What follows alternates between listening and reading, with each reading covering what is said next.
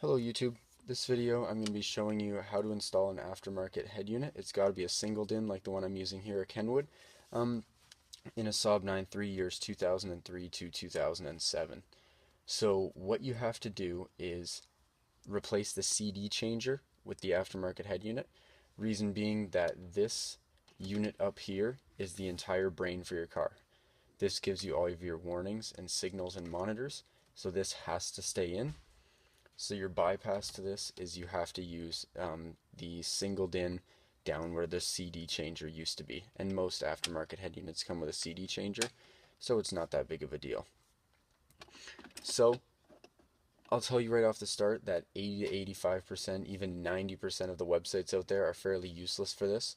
Once I actually learned a little bit about the electrical system and learned a bit about the SAAB, it was actually really not that difficult, and you'll see it here. So this is a very beginner process. It doesn't take a lot, and I'll just show you how to do things. So your first step is going to be taking these three pieces out. Now for you guys, it'll be a CD changer, but me, it's the same process, and I'll show you exactly how when we get there.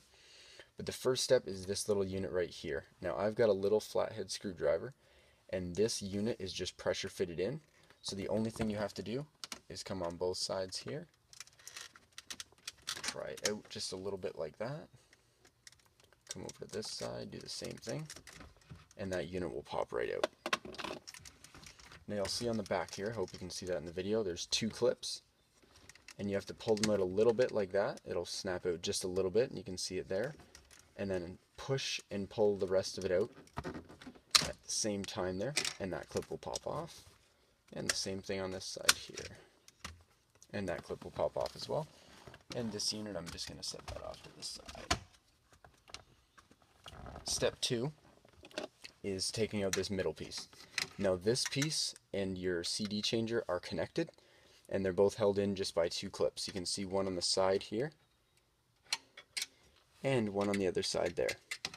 So I've already made it a little bit easier for myself by pulling it out, but basically you just have to pry those little clips and pull the entire unit out a little bit by little bit, and the whole thing will pop off.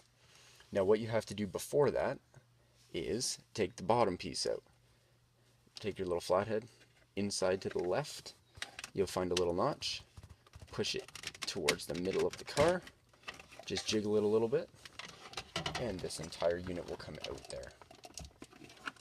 So once this unit is out, you can go back to the midsection. It just makes it easier to grab here if you pull that section out first. So because my clips are already out a little bit, I can just wiggle this out a little bit, and you just have to hold the clips so they will get past the exit unit there.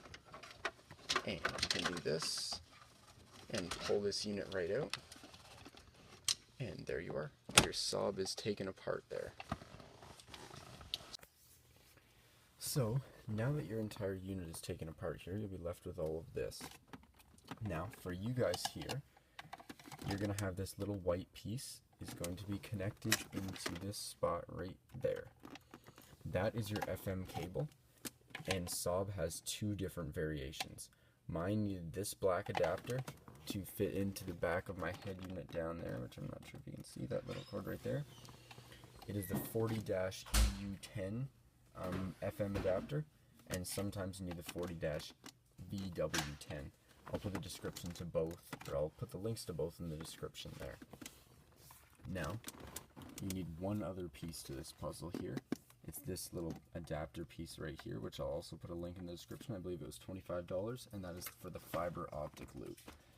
Now what you'll see here, I've detached the back of this thing that was connected in there. Just pull this thing back and pull it out, and you'll see the fiber optics in the bottom there. Now, when you have the fiber optics in the bottom, yours will come out of the CD changer. Like I said, mine aren't there because my CD changer is gone. So you'll have these two, and you'll have a power and a ground in the CD changer. Now, when I put the link in the description to this little part, it'll tell you exactly how to detach these. Do not cut them off the back. You can take them out of the little harness they have and make it look like this. And I'll put that link and just follow the instructions that they give. Now, you'll be tempted to connect the power and ground to your wiring harness, which comes with every single aftermarket head unit. This harness right here. It might look different. Like I said, I'm using a Kenwood deck. Pioneer and Alpine might have different ones. The power cable, you'll be tempted to put the power and ground and connect them to the existing CD changer. The problem is with doing this is that the power for the CD changer is constant.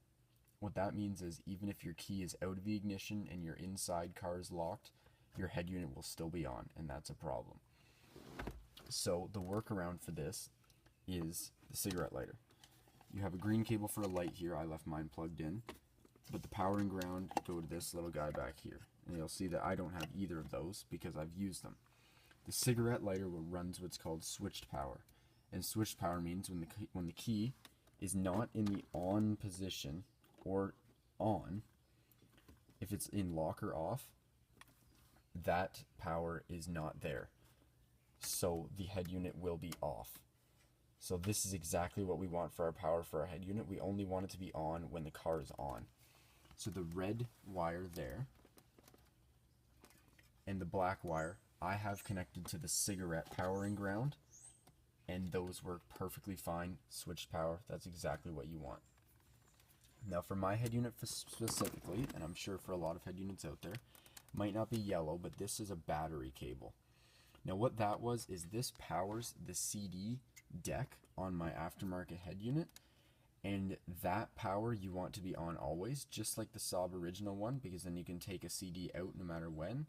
So this yellow one for me, it might be different for other people, like I said, use the power from the original CD changer that you took out for that, because it's always on, so then you can always take a CD out of your aftermarket head unit. So use the power and ground, or ground it anywhere back here that you'd like. I use power and ground from the cigarette lighter for the power and ground on the head unit, and the battery wire, which is, they call it battery, which is just for the CD changer, I use that from the existing CD changer, and it works perfectly fine. So like I said, that is if you're installing amps and you've got your RCAs down there, power, ground, battery there. You will have another antenna cable, but in your manuals it'll show you exactly what to do. That's the remote turn on lead that has to go to the back for your amps, so they turn on when your head unit turns on. That's all in your manuals, so you should be able to find that alright. So basically just cut those at the back there, cut them both there, cut them off the other unit,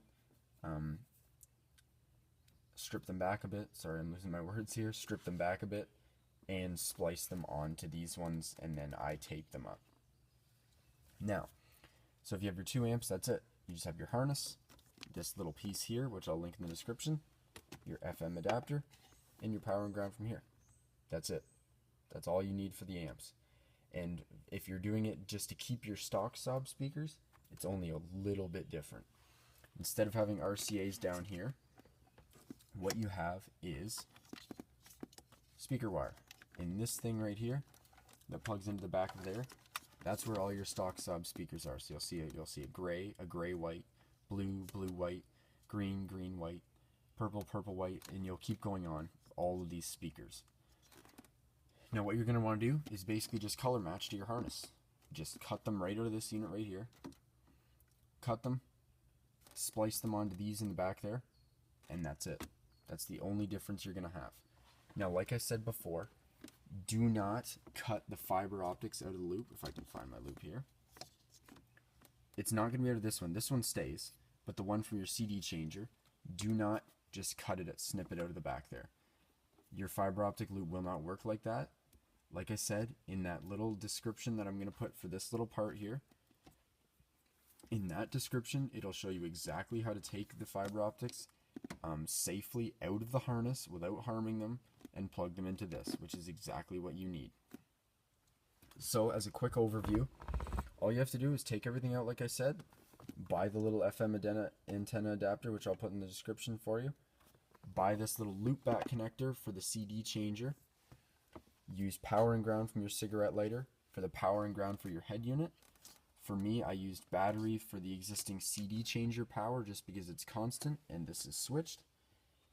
So that, the power and ground from here, my CD changer wire for the CDs, so those 3 wires for the harness, this FM adapter, and this loopback connector is the only thing you need. So you'll see through this video how difficult all these websites make it sound, how it is actually a very simple install. There's 2 cords that you actually need to buy on top of the head unit, and then you just have to have basic splicing skills to attach them all to the back of the wiring harness. And that is it. I've been running this for a while. I haven't had any problems. None of my warnings have come on or anything. So this is a safe process to do.